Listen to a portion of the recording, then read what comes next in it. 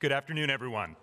I'm Adam Giardino, one of the broadcasters for UConn Athletics. If you missed the memo earlier, please silence your cell phones for today's proceedings, please. And as we begin, we'd like to say a few thank yous to the assembled media over here, the many dignitaries in attendance, including members of university leadership, members of the UConn Board of Trustees, state and local leadership, and the community members that came out here to support the new era of UConn football. We will soon hear from UConn President Dr. Radenka Maric. We will hear from UConn's Chairman of the Board of Trustees, Dan Toscano. We will hear from UConn Athletic Director David Benedict, and of course, Coach Jason Candle. After Coach Candle's remarks, there will be a press conference-style Q&A for media in attendance, plus media breakout sessions down the hall when we conclude for today's proceedings. But before handing this over to President Maric, a little bit on Coach Candle. He is Toledo's all-time winningest coach, which includes a pair of MAC championships and a pair of MAC Coach of the Year awards. Coach Candle led Toledo to bowl appearances in 8 of 10 seasons and never finished a season with the Rockets below 500. He is now the 33rd head coach in UConn program history, with a 6-year contract that keeps him with the Huskies through 2031. Now, without further ado, we welcome UConn University President Dr. Radenka Maric to the stage.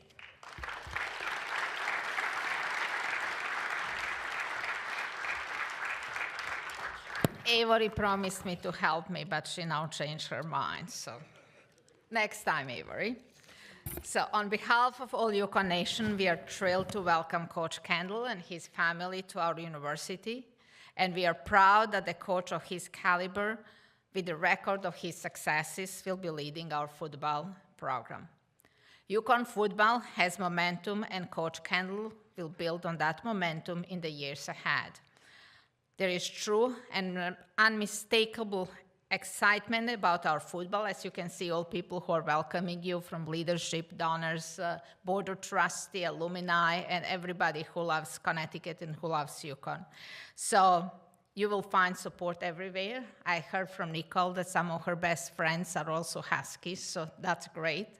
As president, it's important to add that we strive for success in every of our athletic programs. So as a university, we know that success for our program and our student athletes is not just about wins and losses, but it's about the academic success and the growth and development as leaders and citizens.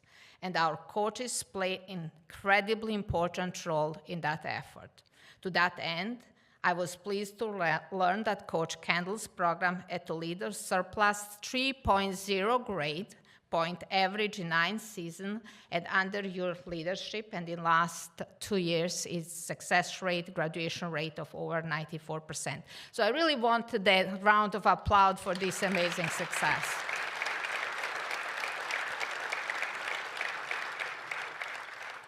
So that demonstrates a record of excellence, both on and off the field, and we look forward to that same kind of success at UConn. Thank you. Welcome once again, Coach Candle and your family. Congratulations to David Benedict and his team for making today happen. And go Huskies! Thank you.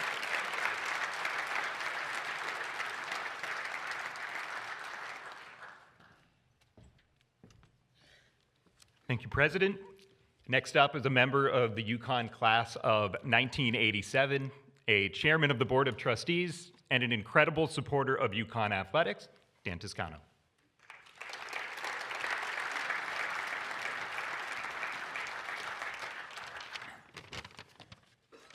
Okay, David said no more than 20 minutes, right?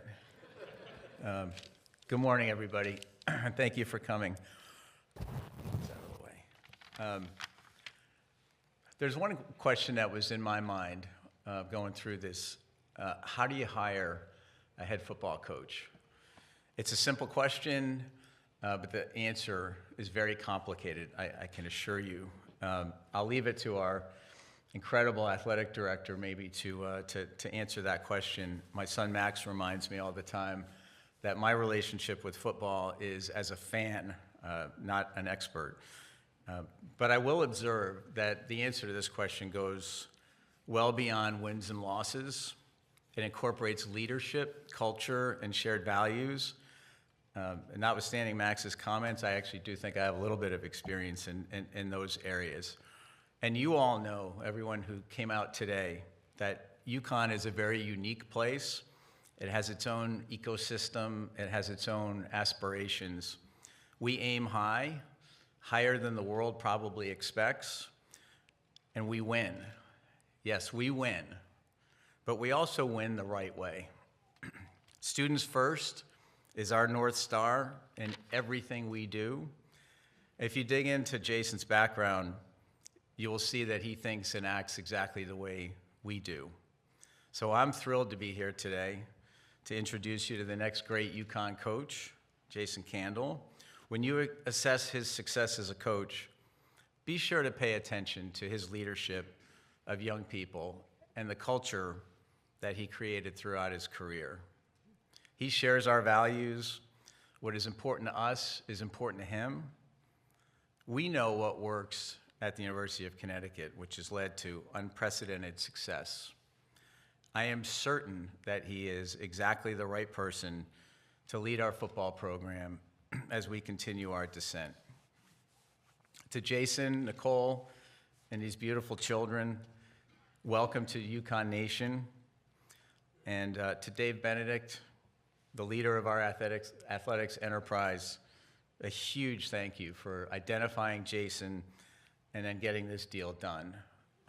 The only question I have, Jason, which maybe you can answer later, I don't know if that picture's up, but what the hell was going on in that picture? Because you look pretty annoyed. So maybe we can come back to that later. Maybe it was that sideline warning. Anyway, thank you all for coming. I look forward to hearing from our coach, and I will turn it over back to you, Adam. Thank you all.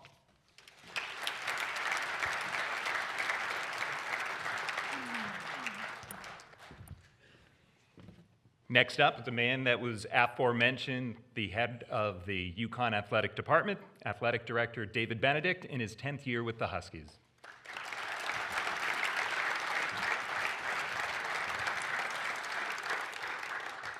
How we doing, UConn Nation? Yeah. They say it's always good to be a Husky. I think we got some more Huskies here. I hear we like dogs. We like dogs. That's a good start, right? All right, well, look, today is the beginning of a new chapter in our story. It's a new chapter for UConn football. We've had unbelievable momentum that's been built over the last 4 years, and we needed to find the next leader that was going to harness that momentum and take us to the next level, and we certainly have found that in Coach Candle. We're also happy to have the family with us. Nicole joined Jason late last week to come visit. We got to spend, I locked him in my car for about 10 hours, and we covered as much territory in Connecticut as we possibly could, and I didn't hide from anything. We went all over, and we showed him all parts, because obviously it's important that if someone's going to make this kind of decision, we want them to want to be here in Connecticut for everything we represent, not just what we think people want to see. So, Nicole, Avery, Cameron, and Colton, welcome. You guys ready? Go Huskies. All right, quickly, I've got a bunch of people to thank because none of this can happen. I appreciate Dan and President Merrick's comments, but none of this happens without the support of a lot of different people, all of you in particular that are here. But Governor Ned Lamont, he continues to support us. He appreciates the value and the impact that the UConn athletics franchise has on the entire state. And obviously, when UConn wins, the entire state wins. So we appreciate his continued support.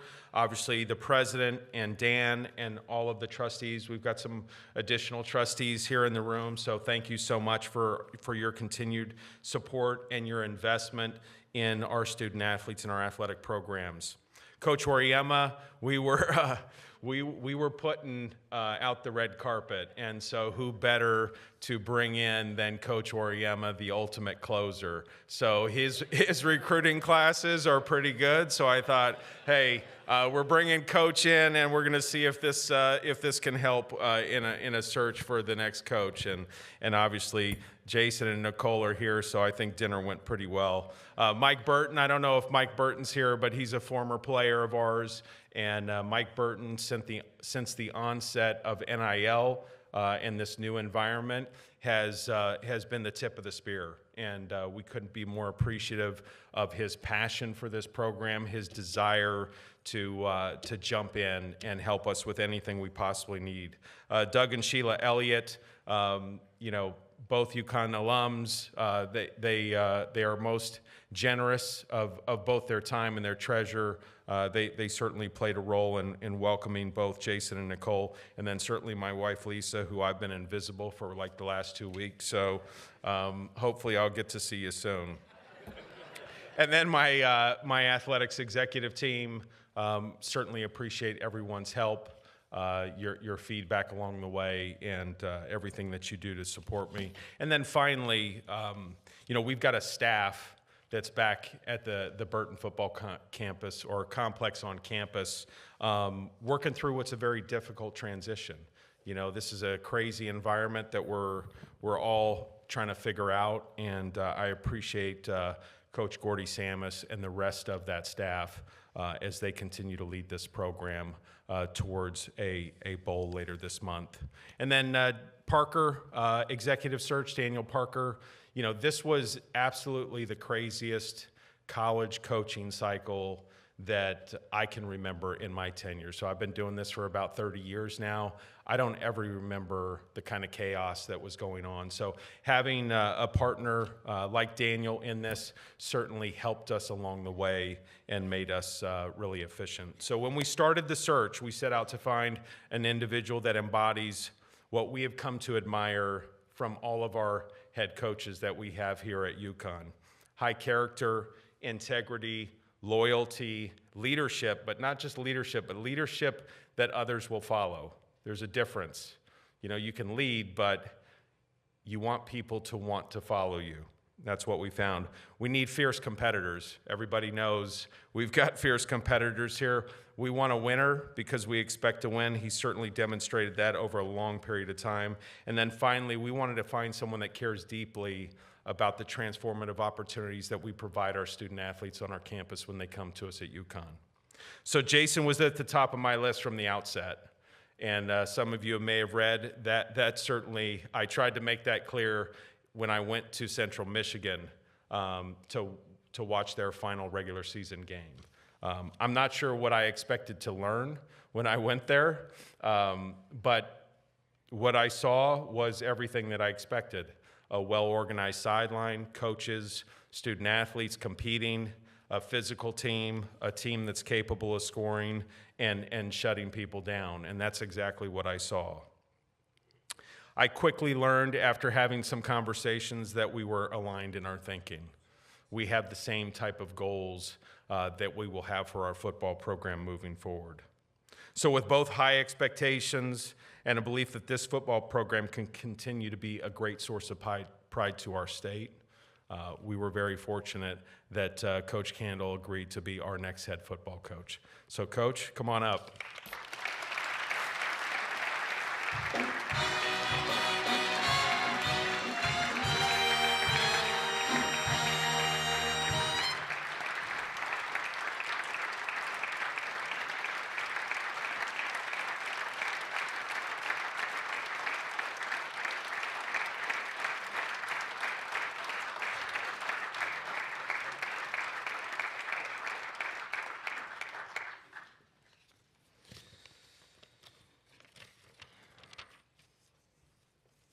Thank you for all those kind words from everybody. Obviously, this is a humbling moment for me because I'm really honored to be your next head football coach here. I think this is a tremendous opportunity, a place that has so much to, has accomplished so much in the last couple of years, but to a certain extent to have the opportunity to maybe wake up the echoes of the past too, and maybe what this looks like and take this into a different era of of college football. I got a couple thank yous real quick too as well. Obviously, President Merrick, in the 5 minutes I've been here, I mean, you've opened up my eyes to the possibilities of what alignment and partnership would look like. Anybody that can capture that 4-year-old's attention, you deserve a Medal of Honor. So I appreciate you for that. Dan, the Board of Trustees, and all the help in the recruiting process, and really just from afar, the ability that you've had to, or the willingness and the ability to impact, your program and try to take this into the new age of college football. It's been fun to watch from afar, and I'm looking forward to being a part of that. David Benedict and his wife Lisa for opening their doors to my family, in the recruiting process to come see this fantastic place. I knew there was a reason before walking out into the 27-degree weather in Mount Pleasant, Michigan, why I didn't have a hat and some gloves to wear to the game. I knew I wanted to show my toughness, but I didn't know that was ultimately going to be a selling point to be the head football coach of the UConn Huskies. But I thank you for being really authentic and genuine in your process. That goes a long way with me and my family. And you talk about alignment, and it speaks volumes, and what you've been able to accomplish here is incredible, and I'm looking forward to locking arms with you. You have a lot of great coaches here, and Dan, they mentioned Gino and Dan being able to be part of the recruiting process and reaching out and helping me, and I think the success of those men and what they've been able to accomplish is not only a model for your university, but it's a pillar of what success looks like across college athletics. And it's not often you get a chance to go to work at a place where you get stimulated and you get motivated by the success of others around you. And look, we've been a part of a lot of championship teams where I've been able to be the coach, and I played at Mount Union College where we won 54 games in a row, and for some reason we figured out how to lose one, and then we ran 55 in a row back after that. That's the cloth that I'm cut from, and I want to surround myself with winners, and I think I found a perfect place to do that. So I'm really excited to be a part of that. I think special thanks to my wife Nicole. Rock star, a great teammate. I think along this journey 11 years ago, what are you signing up for? My gosh, she had no idea. But here we are. I got beautiful children. We got a great family, and man, oh man, if Dad was only as cool as the Husky mascot, we'd be doing some good things. But we're excited to ingrain ourselves in the community. Looking forward to seeing what stores and seeing what the state of Connecticut is all about, and this is going to be a great thing. I'd like to thank Coach Mora, and the coaches that are back working to get this team prepared for a bowl game. Oftentimes you get a chance to take over these opportunities, and a lot of places there's coaches doing the same thing I'm doing today, and the program that they're walking into is not very good. And this is not the case here. The team has done wonders in the last 24 months. And now it's the challenge of how you can take that and take it to the next step, and something I'm looking forward to, and putting a staff together that can be able to highlight and enhance what those men have been able to do. Those players have worked tirelessly and really done a great job to put themselves in an opportunity to go play a bowl game here against a great opponent and win that game. And 10 wins is a special thing. Not too many teams get to do that, and I'm looking forward to watching that journey for them. Lastly, I'd like to thank the University of Toledo. I've been through, multiple presidents, multiple athletic directors, and a ton of great people along the way. And, sometimes you go on the dance floor and you try to really pay attention to each step that you make, and you're not trying to go to a direct place. You're just trying to enjoy the step and enjoy the process. And man, oh man, I've enjoyed every step of that and every step of the way. We've been able to create a great culture, some tremendous leaders, some tremendous players that have went on and done great things in the National Football League. And ultimately, people that have went on to do great things in life. And I think that it's fair to judge coaches, not today, yes, quite yet, but it's fair to judge coaches based on wins and losses, but I don't think it's fair to judge kids off wins and losses. I think we're ultimately going to be defined as young men and players of what we become 20 years down the road, what an impact to society we can make, what a tremendous husband we can be, what a tremendous father we can be. And that's what we're going to build. That's what we were able to build at Toledo, and that's what we're going to continue to build here at UConn. The AD that hired me, Mike O'Brien, told me right from the jump, right when I got hired, 10 years ago at Toledo, that, man, Jay, you're following a really good coach, but I really believe that you can go on and take, this thing to another level, and I feel the same way about that situation as I do now. So this is challenging. It's exciting. I'm looking forward to it. I'm ultimately was, really impressed when I got the call to be, just the interest, from your university to have a conversation with me, and then getting to know David and the other people throughout the process here, this became a no-brainer. The alignment, I keep coming back to the alignment and the stability of what that looks like from the top down, and how a football coach or any coach can really parlay that success into success on the field. We're going to put a lot of effort into 353 days out of the year that there's not a football game. I truly believe in holistically building the young man. These are people's sons. These are people's most prized possessions, that they turn them over to you. And in 4 to 5 years, they should understand, when they walk across that stage and they grab, the president's hand and shake their hand getting a meaningful degree, that this was the coolest experience of their life. So I feel a tremendous amount of responsibility in that, as we sit in the homes of young people and recruit them to this fine university. So we're going to do a really good job of those, like I said, 353 days out of the year. We're going to put a lot of energy in that and continue to build really good people. And then those 12 days, or 6 or 7 that we're able to be out here in this great stadium, you're going to be proud of the product that we put on the field out there. For me, I'm really looking forward to just kind of hitting the ground running here, trying to get started, getting to know the people, getting to know the players, getting to know all of you, trying to find the lay of the land, and trying to make not to make any rash decisions on what it looks like from a staffing standpoint, or, in today's world, a player standpoint. So I'm looking forward to getting started, getting my feet on the ground and getting going, and trying to make the best decisions so we can have a great season next year, and build a program that's built to last. And what that looks like sometimes in today's college athletics, sometimes that's more of an art than a science. But our staff will work really tirelessly to do that, and work really hard to make you proud, and excited to get started. So finally, I just say that we're grateful for this opportunity. Success comes in multiple different ways. We need everybody to lock arms and to buy in, at the city level to the state level to alumni, former Huskies, future Huskies. Everybody that's ever touched our program, or anybody that's going to be bringing, that we're going to bring into this thing. It's a proud day to be a Husky. I'm super excited to be your football coach. And like I said, I can't wait to get this thing kicked off. So that being said, go Huskies.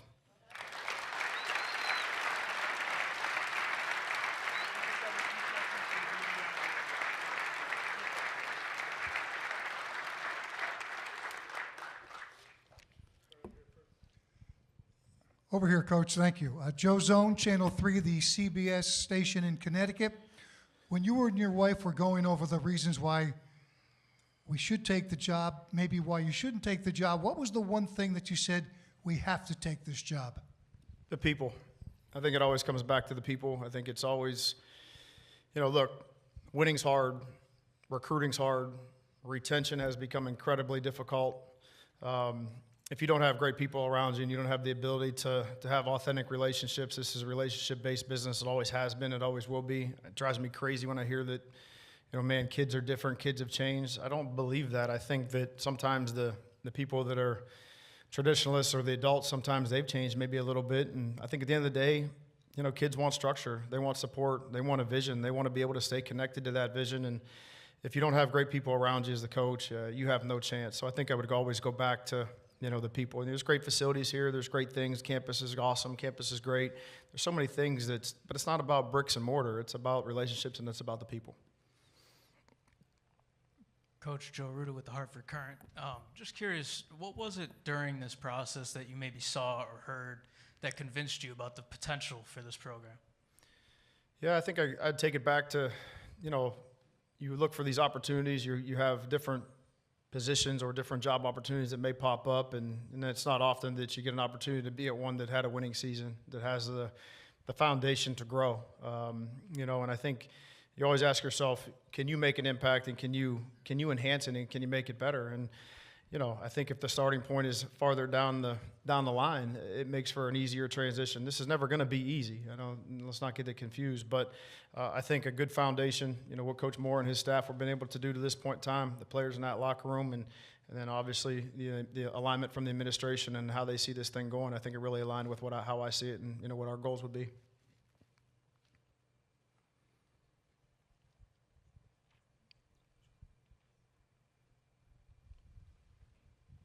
Welcome, Coach. Roger Cleveland from Hearst Media, Connecticut. I'm just wondering, you're thrown into it at a time when the sport is really kind of has a different atmosphere. What are your priorities for the next 3 weeks to kind of get a foundation under you? Yeah, great question. I think college athletics, sometimes it's rocky waters right now. I mean, the ship is moving all over the sea, and you have to be able to grab the wheel and stabilize and steer it the right way.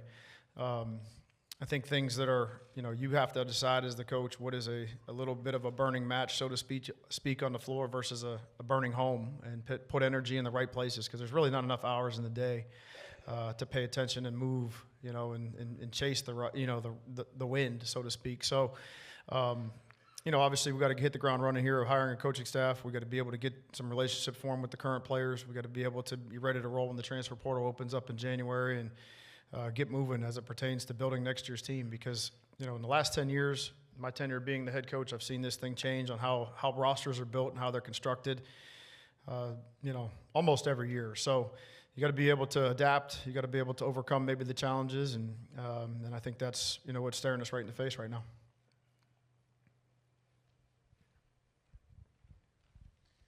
Jason Damamori from the Hartford Current. Do you construct rosters more with the portal or more with traditional high school recruiting? It seems like you do more of a balance maybe than we've seen here.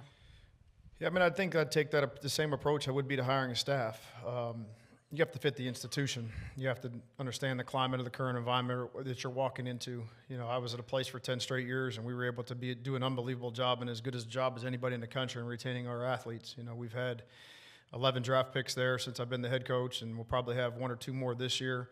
Our guys don't leave. When you have that luxury and you're able to retain them that way, it's really easy to continue to cycle in high school player after high school player and really put, raw energy into development.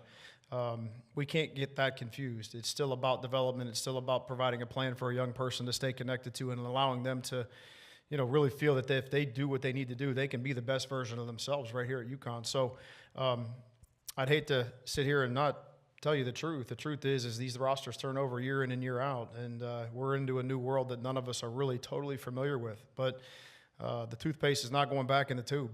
This is where we're at, and we're going at rapid speed. We have to be able to put a team on the field next year that's highly competitive, yet not sacrifice what growth and development looks like for a 4 or 5 year run of what this looks like for these student athletes. Coach Eric Dobratz with the ABC station in New Haven. How important is it to you to build relationships with the high school coaches in this state and to keep the local talent here in Connecticut? It's the lifeblood of your program. This thing has to be built inside out. It can't be built outside in. I would go back to, I'd start right if I was the head coach at Toledo still and you asked me the same question, I'd say we'd start in Lucas County. We'd start with the great high school coaches right there in our city. We have a great opportunity to do that, and then from there you branch out. You get a 4 or 5 hour radius of campus, which you really try to, you try to hammer home, and I think that goes a long way. That puts, creates a lot of buzz locally about your team. It puts people in the stands to watch their favorite high school player from, their local cities. But if you can't find them, it's still my job to put the best product on the field on Saturday. Then from there, you got to get on an airplane and go find them. But ultimately, if you can get a car and drive 5 minutes down the road and find a great player rather than flying to Los Angeles to do it, I'd rather do that. But we got to do what's best for the program. We want to bring in the high school coaches. We want to really support the state. I think there's underrated talent here. I think there's untapped potential. I think building relationships with high school coaches is a critical piece to how you build a program. And we want to support them in anything that they do and any adventure that we could help, learn from a professional development. We'll do lots of clinics. We're going to do lots of camps. We're going to really involve the youth in our community. And we're going to truly build community. And without having those great relationships, I don't think you have an opportunity to do that.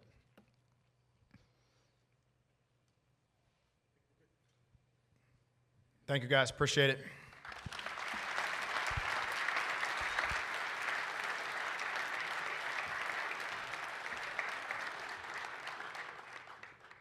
And with that, we put a wrap on today's program. Big thanks to Coach, his family, everyone who was up here speaking. Thanks to everybody in attendance. And also, before we head out of here, thank you to the Spirit Squad, the band. It is finals week, so all the students that you see here floating around, they took zeros today on their final exams. So, President, if you could work something out for all the students, that would be a big help. But no, one more time, big thank you, Coach. Welcome to UConn.